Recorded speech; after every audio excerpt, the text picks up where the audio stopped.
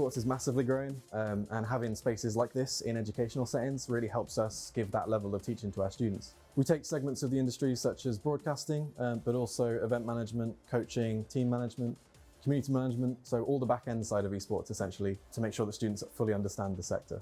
The esports course has been really cool so far. We've done a range of stuff from learning what the industry is like, and on top of that, a lot of the broadcast stuff that we're doing this year is incredibly interesting. I remember standing in here when this was a teaching space and spending time working through with the client, talking to them about their aspirations for the facility as a whole, to try and get a complete understanding about what this facility really meant for them.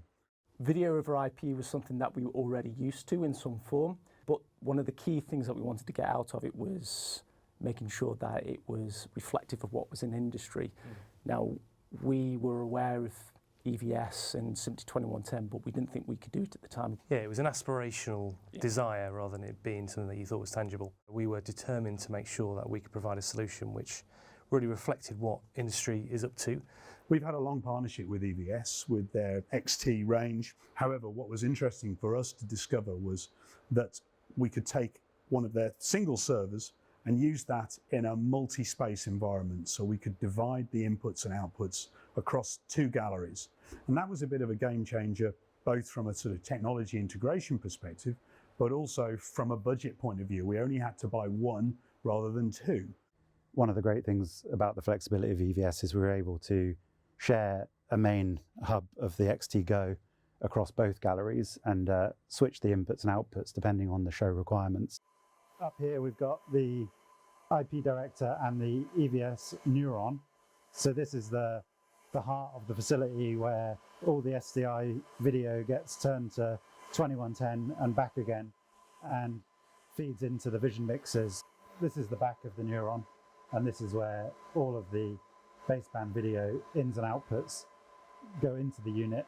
And Cerebrum then manages the Neuron, and it functions as a router, but it's also managing all of the other routing and signal path management, as well as every other aspect within the facilities. Because it was something very new for us as well, we were a bit, I guess, nervous going into introducing something like an EVS replay system because, you know, speaking for myself, I've got no prior experience. It was only really from having that reassurance over the training that we felt, I think, confident enough to go into that and actually explore the option of bringing in that system in the first place. So, yeah, that was an absolute must, and that was great that we were able to actually get that. That for us is key importance, and that was done in partnership with EVS, but also with our own selection of freelancers who have direct experience of using this kit out in the field. We know that EVS sits there as the driver for instant replay in these environments, so you are going to find them in the real world.